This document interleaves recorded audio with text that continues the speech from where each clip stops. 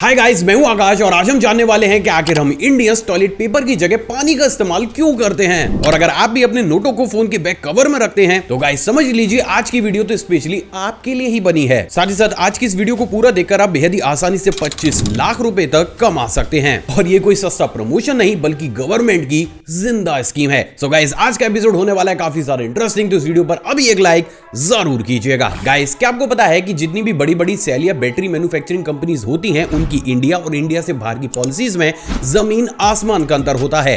कैसे, चलिए समझाता हूं। गाइस नॉर्मली अगर आप मार्केट से किसी भी बैटरी या फिर सेल को लेकर आते हैं और उसे आप अपने टीवी रिमोट में डाल देते हैं और बाई चांस कुछ ही दिनों के बाद अगर वो बैटरी लीक कर जाती है और उससे आपका रिमोट खराब हो जाता है तो आप क्या करते हैं। वेल इस कंडीशन में हम पर कोई भी ऑप्शन नहीं होता है और हमें ना चाहते हुए भी या तो अपने टीवी रिमोट को रिपेयर कराना होता है या फिर नया परचेज करना होता है। लेकिन क्या आपको पता है कि यही काम वेस्टर्न कंट्रीज का कोई भी इंसान कभी भी नहीं करता। असल में वेस्टर्न कंट्रीज की टफ पॉलिसीज के अनुसार अगर किसी भी बैटरी या फिर सेल से किसी भी कस्टमर का कोई भी प्रोडक्ट खराब हो जाता है तो उसके लिए उस बैटरी या फिर सेल मैन्युफैक्चरिंग कंपनी को वो रिमोट या फिर वो डिवाइस या तो सही करके देनी होगी या फिर कस्टमर को दोबारा से नई परचेज करके। लेकिन क्योंकि इंडिया के अंदर हम लोग इस चीज के ऊपर ध्यान नहीं देते हैं तो ये कंपनीज बेहद ही सफाई से इंडिया के ऊपर इस पॉलिसीज को पूरे ही तरीके से गायब कर देती हैं। वैसे आपको क्या लगता है, क्या इंडिया के अंदर भी इन कंपनीज को ये पॉलिसी लानी चाहिए या फिर नहीं? आप मेरा नीचे कमेंट सेक्शन में दीजिएगा जरूर, क्योंकि अब तो हर एक के कमेंट को मैं पर्सनली पढ़ता हूं। गाइस क्या आपको पता है कि इस पूरी दुनिया में सबसे ज्यादा एक्सपर्ट ड्राइवर्स किस कंट्री से बिलोंग करते हैं? ऑफ कोर्स हमारे देश भारत से ही। तभी तो हैवी ड्राइवर वाली मीम यहां पर काफी ज्यादा वायरल हुई थी,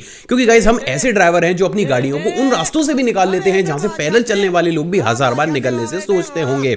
लेकिन इससे उलट क्या कभी आपने ये सोचा है कि आखिर पूरी दुनिया के वर्स्ट ड्राइवर्स किस कंट्री से बिलोंग करते हैं? असल में गाइस आप ये जानकर दंग रह जाएंगे, लेकिन एक रिपोर्ट के अनुसार बार्सिलोना के ड्राइवर्स को दुनिया का सबसे ज्यादा वर्स्ट ड्राइवर माना जाता है। और ऐसा सिर्फ इसलिए है दोस्तों क्योंकि इस कंट्री में on an average her 19 second के बाद कोई ना कोई एक्सीडेंट होता रहता है, जिसके पीछे का मेन रीजन कुछ और नहीं बल्कि कार, स्कूटी या फिर बाइक का ड्राइवर होता है। अबे भाईजान कहीं बार्सिलोना से तो गाड़ी चलाना नहीं सीख के आए थे? गाइस अब आप लोग मुझे फटाफट से ये बताइए कि आपको 25 लाख रुपए चेक में चाहिए या फिर कैश में? वेट मैं कोई गिव अवे नहीं कर रहा हूं बल्कि आपको ये रकम इटली की गवर्नमेंट देगी। कैसे, वो भी समझाता हूं। असल में भी हाल ही में इटली गवर्नमेंट ने ऑफिशियली अनाउंस कर दिया है कि अगर कोई भी इंसान इनके देश में आकर कैलाब्रिया में बसता है और वहां की किसी लोकल लड़की से शादी करता है तो उसको एक घर देने के साथ साथ वहां की गवर्नमेंट 25 लाख रुपए भी देगी। और ऐसा सिर्फ इसलिए है दोस्तों क्योंकि इटली के इस रीजन की पॉपुलेशन बहुत तेजी के साथ गिरती हुई चली जा रही है, जिसको कि वापस ट्रैक पर लाने और ओवरऑल इटली की पॉपुलेशन को बढ़ाने के लिए अब वहां की गवर्नमेंट ने इस स्कीम को निकाला है। लेकिन कैच बस इतना सा है दोस्तों कि आपकी उम्र 40 साल से कम होनी चाहिए। अगर आपकी उम्र 40 साल से कम है तो आप बेहद ही आसानी से वहां जाकर घर बैठे लखपति बन सकते हैं। जोर जोर से बोल के लोगों को स्कीमें बता दे। गाइस टाई एक ऐसी चीज होती है जो कि एक ऊद बिलाव जैसे इंसान को भी डिसेंट दिखाने लगती है और शायद इसीलिए कहीं ना कहीं इंडिया के सभी स्कूल, कॉलेजेस और यहां तक कि ऑफिस में भी टाई को वियर करना कंपलसरी कर दिया गया है। लेकिन क्या आपको पता है कि डिसेंसी दिखाने वाली यही चीज अब वेस्टर्न कंट्रीज की जानी दुश्मन बन चुकी है?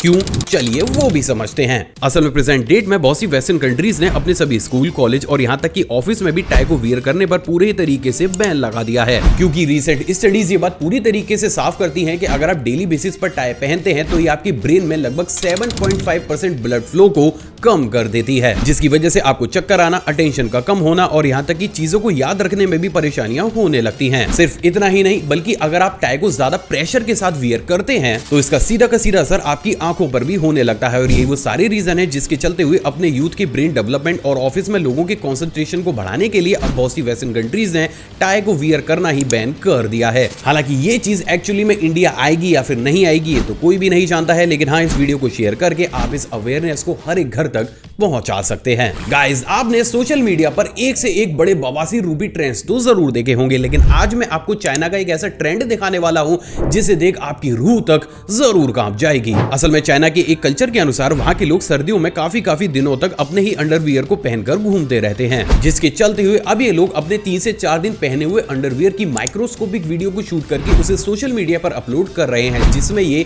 खुद ही ये बताते हैं कि अगर आप 3 से 4 दिन तक लगातार अपने अंडरवियर को पहने रहते हैं तो उसमें कुछ इस तरीके के बग्स और बैक्टीरिया पनपने लगते हैं। लेकिन अजीब बात यह है दोस्तों कि अभी इसी ट्रेंड में ज्यादा लाइक्स और फॉलोअर्स की भूख के चलते हुए अब वहां के लोग लगातार 20-20 दिनों तक अपने अंडरवियर को पहनते हैं और उसके बाद उसकी माइक्रोस्कोपिक वीडियो सोशल मीडिया पर अपलोड कर रहे हैं, जिसके बाद वो अपनी इन्हीं वीडियोस पर लाइक्स और फॉलोअर्स की काफी उम्मीद भी लगाए बैठे हैं। यानी कि इस फैक्ट को सुनने के बाद आप बेहद ही आसानी से अंदाजा लगा सकते हैं कि हमारे पड़ोस में अब अगर किसी भी इंसान को बेहोश करना होता है तो इसके लिए एनेस्थीसिया का नहीं बल्कि अंडरवियर का इस्तेमाल किया जा रहा है। गाइस, नॉर्मली जब भी हम किसी नए फ्लावर को सूंघते हैं और बाद में वो फ्लावर हमारे सामने आता है तो सिर्फ उसकी स्मेल को सूंघकर ही हम ये बता देते हैं कि एक्चुअली में फ्लावर कौन सा है। लेकिन क्या आपको पता है कि ये काम आप कभी भी स्वीट वॉयलेट फ्लावर के साथ कर ही नहीं सकते, क्योंकि ये फ्लावर आपके दिमाग के साथ ऐसा गंदा गेम खेलता है जितना गंदा तो विजय माल्या ने इंडिया के साथ नहीं खेला था।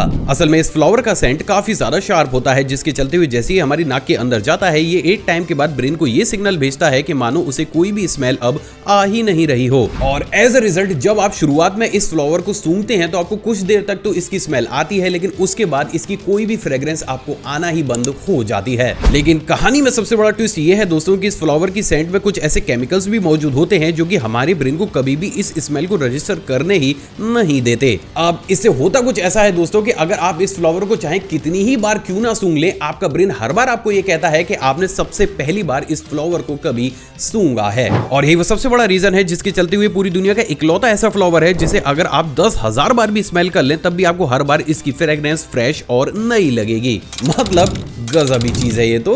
गाइस, आपने भी इस चीज को नोटिस तो जरूर किया होगा कि जब भी हम किसी भी नए मॉल के अंदर एंटर करते हैं तो हमें एंट्री के काफी ज्यादा बड़े बड़े और शानदार गेट्स देखने को मिलते हैं, लेकिन वही बात अगर एग्जिट की जाए तो एग्जिट ढूंढने में अच्छे खासे लोगों की चीखें निकल जाती हैं, क्योंकि इनकी एग्जिट को बना ही इतने कॉम्प्लेक्स और बिल्कुल कोने में जाकर होता है। लेकिन वहीं पर ये सवाल तो जरूर खड़ा होता है कि जब इमरजेंसी सिचुएशन में हर एक मॉल में एग्जिट को बिल्कुल ही सटीक लोकेशन पर बनाया जाता है तो आखिर मॉल को कंस्ट्रक्ट करने वाले लोग इस चीज को फॉलो करते ही क्यों नहीं हैं? असल में गाइस, एक मॉल का बेसिक पर्पस अपने अंदर रेंट पर उठी हुई हर एक शॉप तक कस्टमर को पहुंचाने का होता है। अब अगर एंट्री और एग्जिट को बेहद ही सिंपल वे में किसी भी मॉल के अंदर रख दिया जाएगा तो एक इंसान सिर्फ उसी शॉप तक जाएगा जिस शॉप तक उसको जाना है। लेकिन वहीं अगर एग्जिट को काफी ज्यादा कॉम्प्लेक्स या बिल्कुल ही कोने में कहीं बना दिया जाएगा तो मॉल के बाहर आते समय उसे ना चाहते हुए हर एक शॉप्स के सामने से होकर गुजरना पड़ेगा। और ये तो हम सभी जानते हैं कि अगर हम ज्यादा शॉप्स के सामने से होकर गुजरेंगे तो हमारे किसी नए सामान को खरीदने की प्रोबेबिलिटी भी बढ़ जाएगी। और यही वो सबसे बड़ा कारण है जिसके चलते हुए अगर कोई भी कंस्ट्रक्टर इस काम को नहीं करता है तो बड़े बड़े ओनर्स उससे कभी भी किसी मॉल को डिजाइन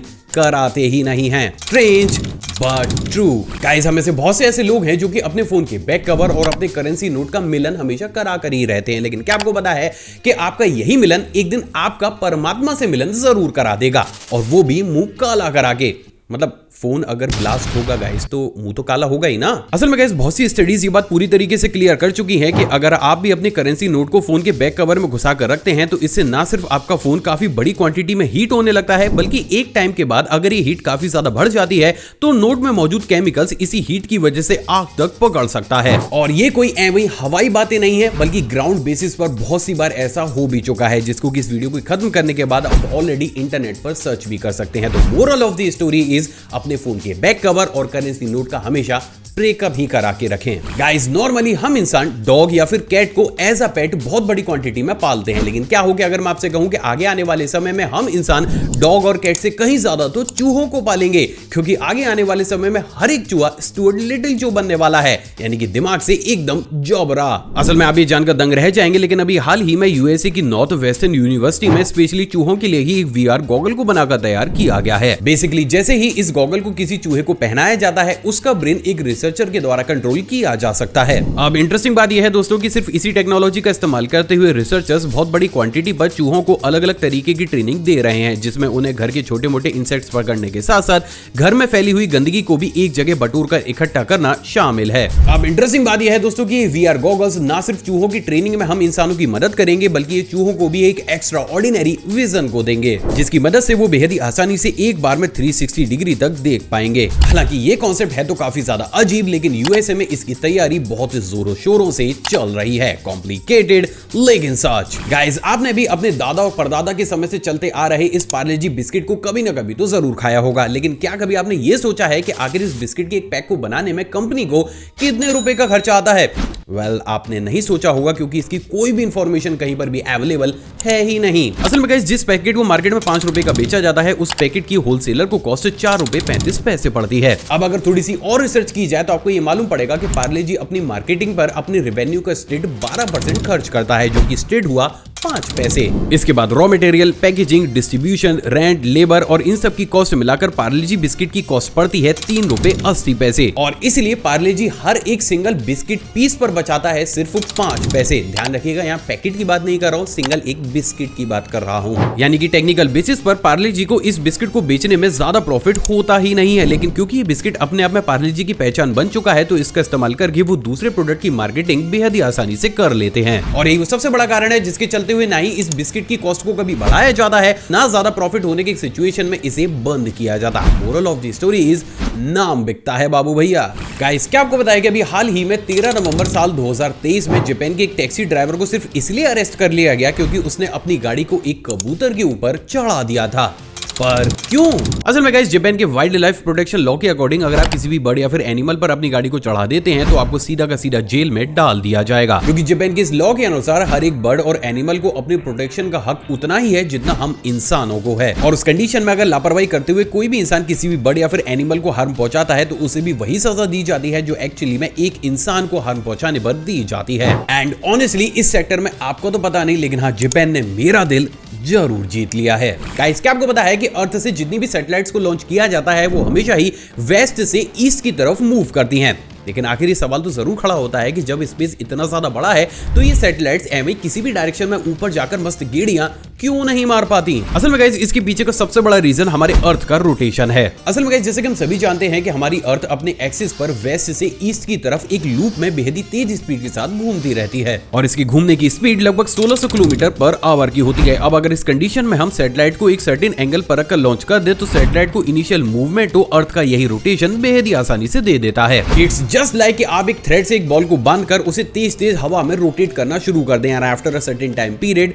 बॉल के एक पॉइंट से एक पार्टिकल को रिलीज कर दिया जाए तो उस पार्टिकल को भी बॉल के घूमने की स्पीड की वजह से इनिशियल पुश मिल जाता है। और यही वो सबसे बड़ा रीजन होता है जिसके चक्कर में अपने फ्यूल को बचाने और इतनी तेज स्पीड जिसकी वजह से वो सैटेलाइट भी लगभग 1600 किलोमीटर पर आवर की स्पीड को गेन कर ले, सभी सैटेलाइट को हमेशा वैसे ईस्ट की तरफ ही स्पेस में मूव कराया जाता है। सो आई होप आज आपको ये घूमी घूमी वाला कॉन्सेप्ट बेहद ही आसानी से समझ आ गया होगा। दोस्तों करंट अफेयर की तस्वीर है क्या आपको बताया अभी हाल ही में मिस इंडिया यूएसए 2023 का खिताब रिजोल मैनी ने जीतकर अपना नाम और अपने देश का नाम और ज्यादा रोशन कर दिया है। आखिर हम इंडियंस टॉयलेट पेपर की बजाय पानी का इस्तेमाल क्यों करते हैं? असल में गाइस भले ये चीज आपको सुनने में अभी काफी ज्यादा फनी और अजीब लग रही हो, लेकिन कभी ना कभी आपके दिमाग में भी ये क्वेश्चन तो जरूर आया होगा कि जहां पर ऑलमोस्ट पूरी ही दुनिया टॉयलेट पेपर का इस्तेमाल करती है तो वहीं दूसरी तरफ हम इंडियंस इसी काम के लिए पानी का इस्तेमाल क्यों करते हैं?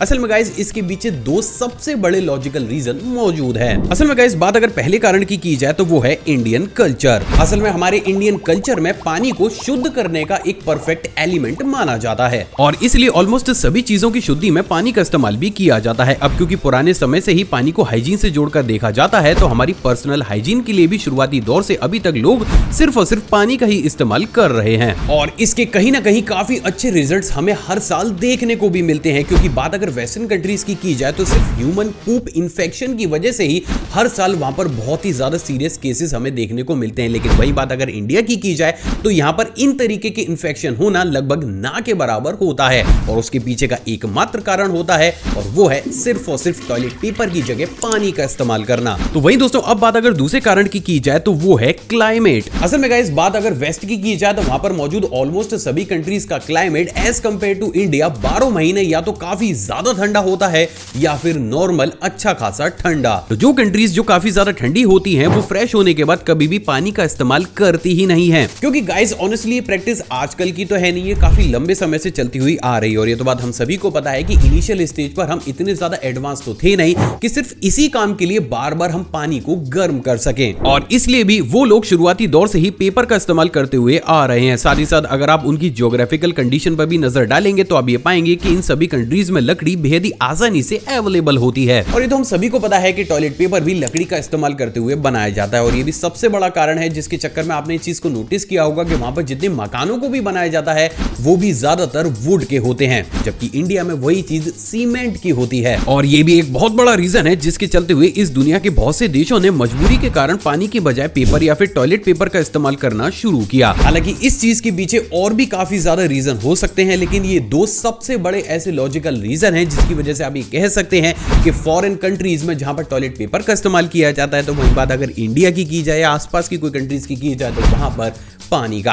आई होप दोस्तों आज का एपिसोड आपको पसंद आया होगा और आपने ऑलरेडी इस वीडियो को लाइक कर दिया होगा। मुझसे इंटरेक्शन को बढ़ाना चाहते हैं, कोई शिकायत है तो नीचे कमेंट सेक्शन में कमेंट कीजिएगा या फिर आप डायरेक्टली मुझे इंस्टाग्राम पर भी मैसेज कर सकते हैं।